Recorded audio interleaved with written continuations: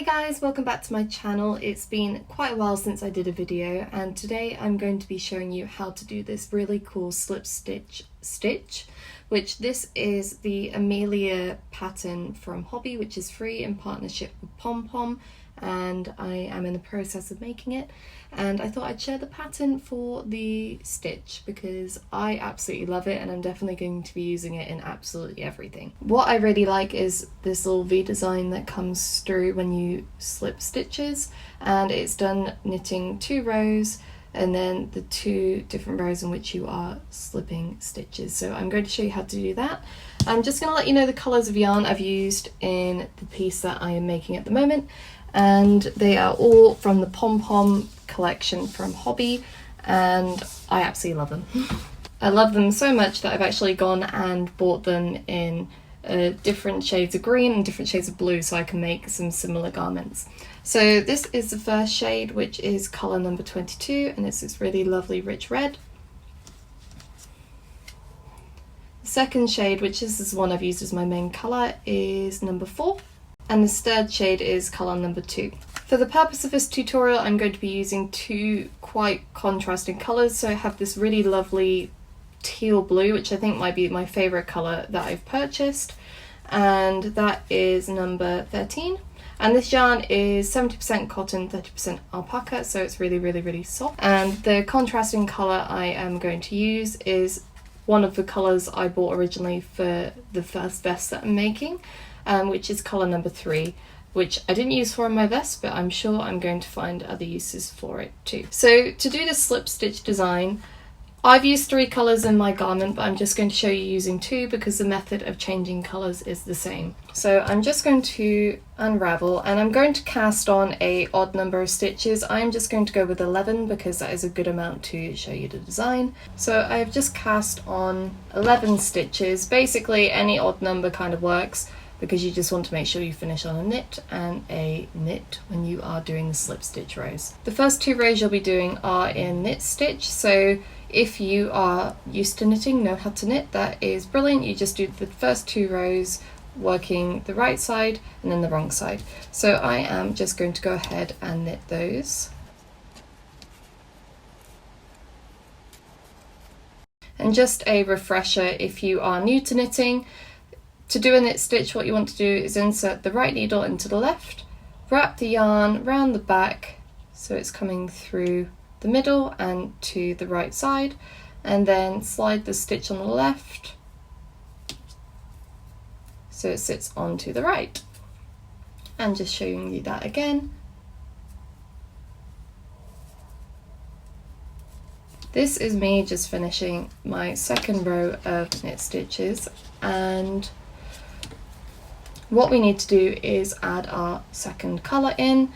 Obviously the vest I made, I've done 3 colours, I'm just going to demo showing 2, but as I said, every 2 different rows you would change colour. So to change colour, what you need to do, and it is completely up to you on how you choose to tie this together. I tend to pull the stitch a bit loose just because I have slightly chubbier fingers than most people, I think.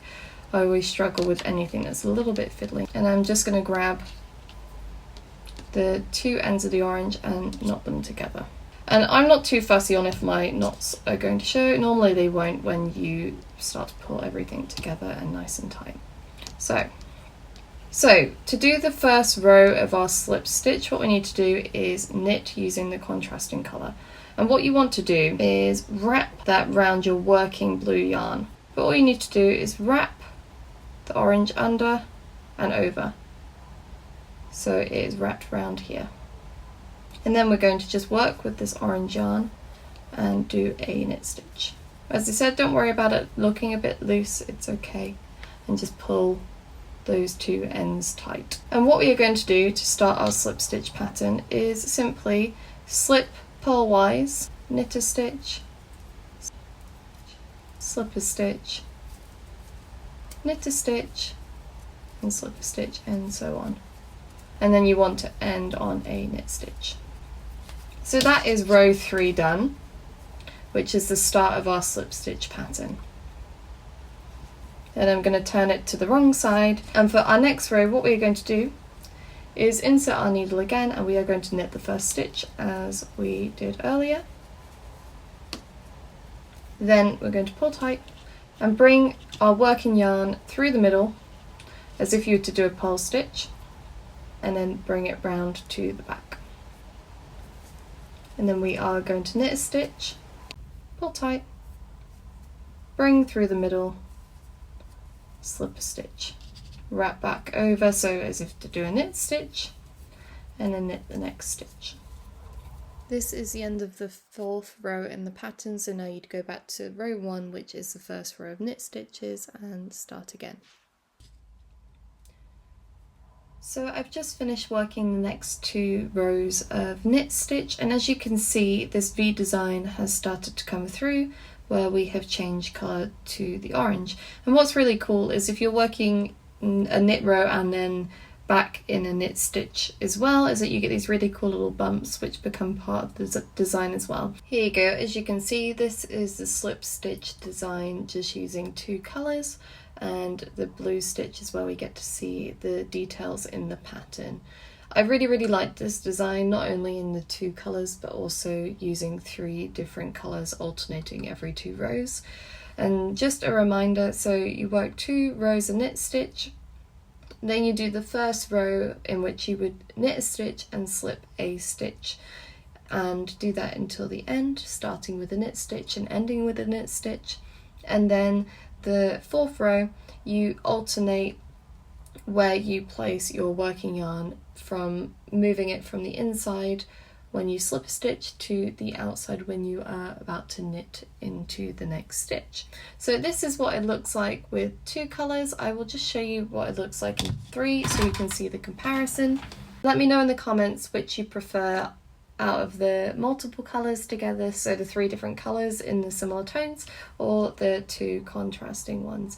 I think it totally depends on what you're making and your personal preference. You may prefer to just knit something in one colour with this design, which I think would be just as effective. This is really good if you only know how to knit stitch as well, but this is absolutely fantastic just because if you can knit a stitch and you know how to slip a stitch, which is just as it says on the tin, you can create a really effective design.